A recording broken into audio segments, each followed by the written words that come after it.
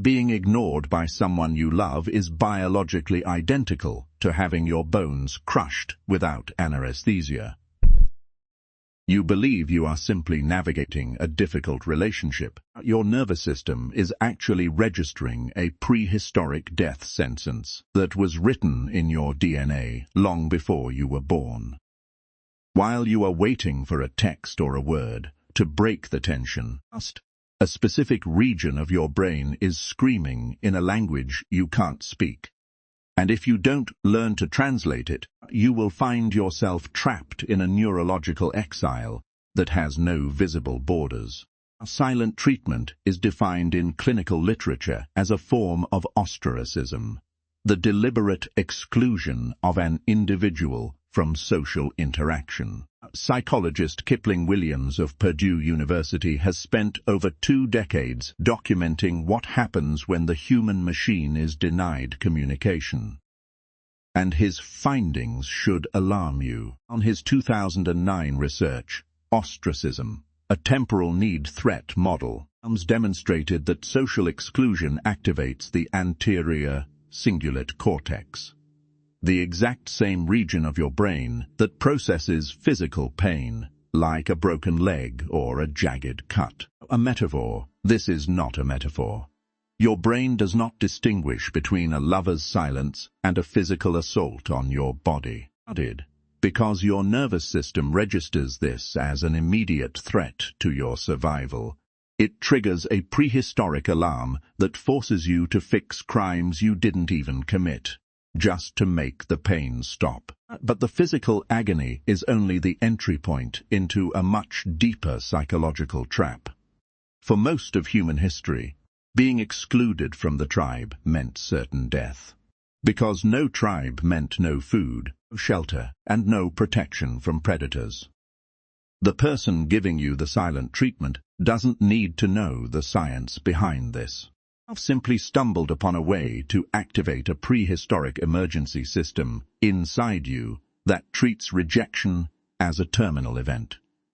When they withhold their voice, our brain fills the void with fear, guilt, and a desperate need to bargain. You find yourself asking what you did wrong, what you need to fix, and what you need to sacrifice to restore the connection. Unlike an argument, where logic can intervene and points can be refuted, silence offers no target for your defense. You cannot argue with nothingness, which is exactly why, in the hands of a manipulator, silence is the ultimate weapon of control. As ancient fear is the reason silence works better than screaming, because it offers you no way to fight back. In this state of neurological exile, are forced to perform all the emotional labor for the person who has gone quiet. You reconstruct the crime, you deliver your own verdict, and you eventually punish yourself before returning to apologize to the very person who hasn't said a word. Researchers like Faulkner and Williams have noted this behavior since 1995, noting how the target is manipulated into a cycle of self-blame. You begin to believe that your worth is directly tied to your availability and your ability to please the silent master. You become an emotional emergency button that they press whenever they want validation, only to be put back on the shelf once they feel in control again. Not just apologizing for a crime, you are reconstructing it from nothing just to make the silence end. What makes this tactic truly chilling is that the person using it rarely believes they are doing anything wrong. In a 2020 study by researchers Gottman and Levenson, participants who regularly utilized stonewalling, a form of communicative withdrawal, rated their own behavior as neutral boundary setting rather than hostile. They don't see themselves as causing you harm.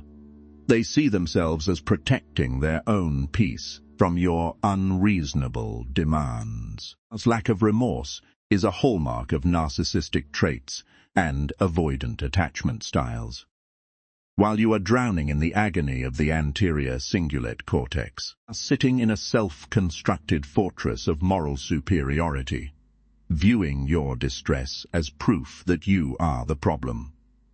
When the person pulling the strings believes they are the one in pain, our chances of receiving a genuine apology are effectively zero. If you stay in this dynamic, being subjected to a conditioning cycle, known in behavioral psychology as intermittent reinforcement.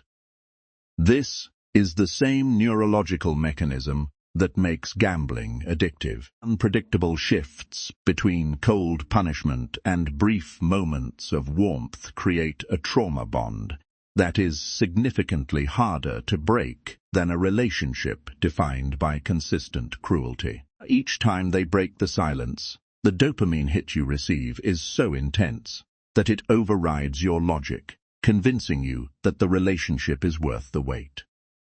Over time, results in ego depletion, where your internal resources are so drained that you begin to silence your own needs before they are even expressed.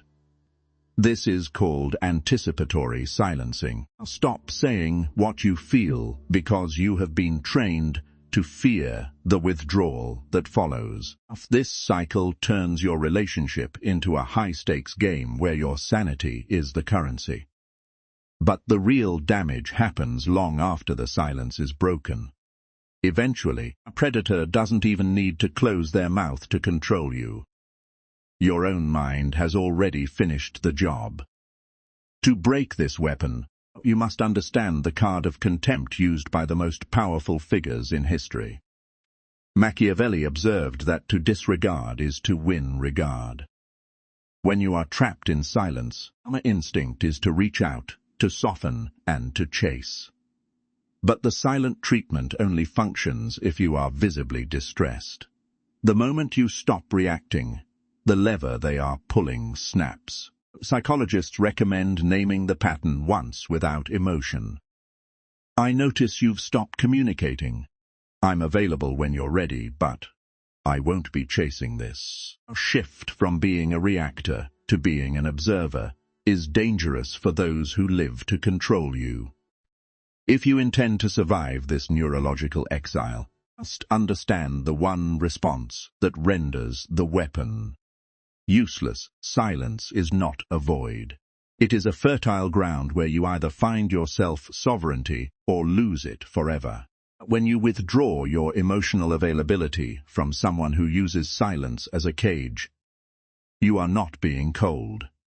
You are finally being honest about the cost. And the moment you stop paying it, the entire architecture of their control collapses, because it was built entirely on your willingness to chase. The people who feel threatened by your new boundaries reveal that they never wanted you. They only wanted the role you played for them. Silence is not neutral. It is a decision that reveals character far more clearly than anything someone could ever say. If you are beginning to see the wires, the pattern is even harder to recognize because it wears the face of love.